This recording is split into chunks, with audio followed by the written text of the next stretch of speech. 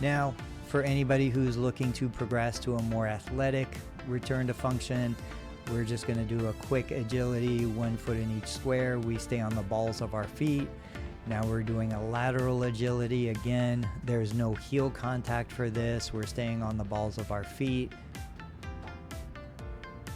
We're going to do the crossover. You can do this keeping both feet in each square. You can also do this with a wider step where you're putting 1 foot in each square.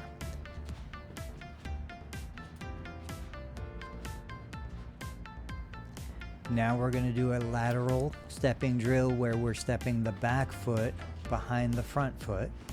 This too can be done with 1 foot in each square or 2 feet in each square. I'm demonstrating both feet in each square. And now we're going to alternate cross in front, cross behind. Once again, this could be done with both feet making contact in each square or 1 foot making contact in each square.